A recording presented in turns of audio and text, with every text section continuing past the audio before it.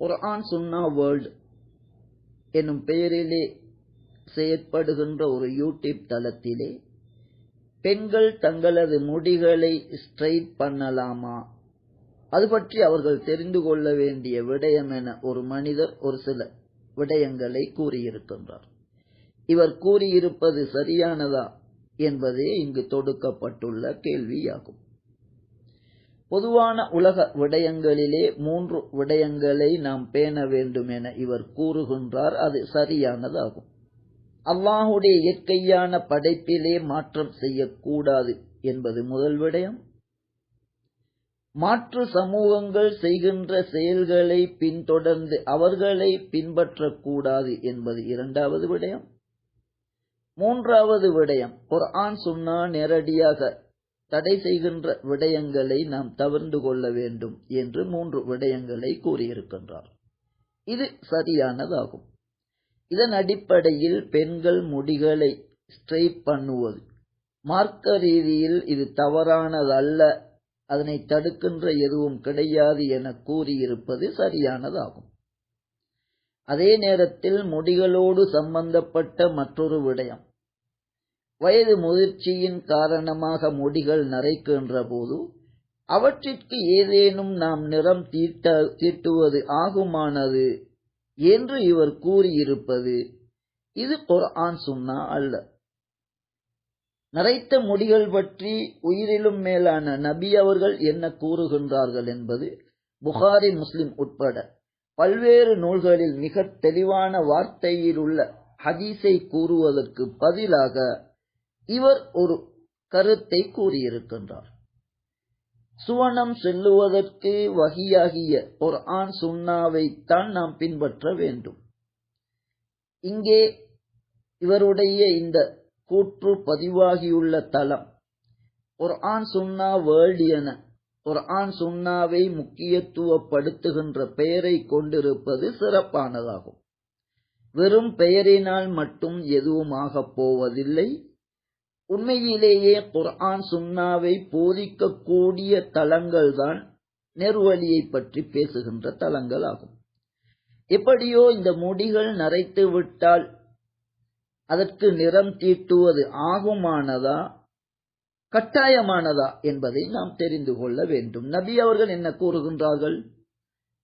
சஹீஹ் புகாரியிலே 5559வது இலக்கத்திலும் இந்த ஹதீஸை பார்க்கலாம்.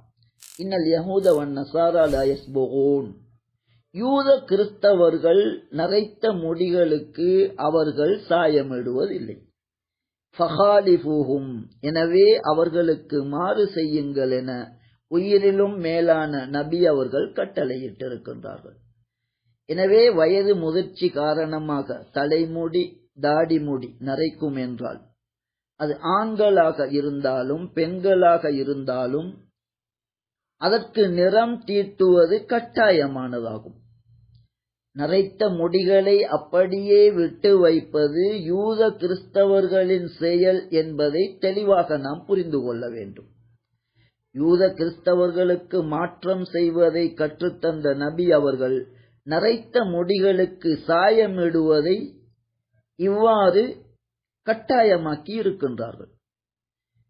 வயது முதிர்ச்சி என்பதை மறைப்பதற்கு இளமை போன்ற கருப்பு நிறமிடுவதையும் நபி அவர்கள் தடை செய்திருக்கின்றார்கள். கருப்பு அல்லாத ஏதேனும் ஒரு நிறத்தை கொண்டு நரைத்த முடிகளை அதன் நிறத்தை மாற்றுவது கட்டாயமாகும். இயற்கையான முடியின் நிறத்தை மாற்றி அல்லாஹுடைய படைப்பிலே மாற்றம் செய்வது நிச்சயமாக பிழையானதாகும். அதே நேரத்தில் வயது முதிர்ச்சி காரணமாக முடிகள் நரைத்து விட்டால் அதற்கு மருதாணியிட்டு நிறமிடுவோம் என்றால் அது மிகச் சிறந்தது. குறைந்தபட்சம் கருப்பு அல்லாத ஏதேனும் ஒரு நிறத்தை கொண்டு அந்த நரைத்த முடியின் வெண்மையை மாற்றுவது இது கட்டாயமானதாகும்.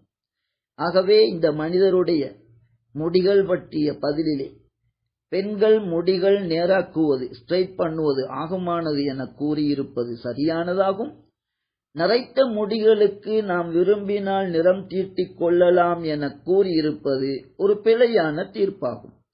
நரைத்த முடிகள் பற்றி நபி அவர்கள் வழிகாட்டும் போது கண்டிப்பாக அவற்றின் நிறத்தை மாற்ற வேண்டும் என்றும், இளமை போன்று ஒரு ஏமாற்றத்தை ஏற்படுத்துகின்ற கருமை என்ற கருப்பு நிறத்தை நாம் தவிர்த்துக் கொள்ள வேண்டும் என்றும் நரைத்த முடிகளிலே நபி அவர்கள் வழிகாட்டி இருக்கின்றார்கள்.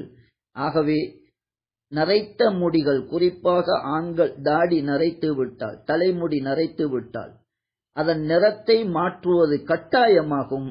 அப்படி செய்யாமல் இருப்பது யூத கிறிஸ்தவர்களுடைய செயல் என்பதே இஸ்லாத்தின் சரியான வகை மூலம் பேசுகின்ற நபியின் தீர்ப்பாகும்.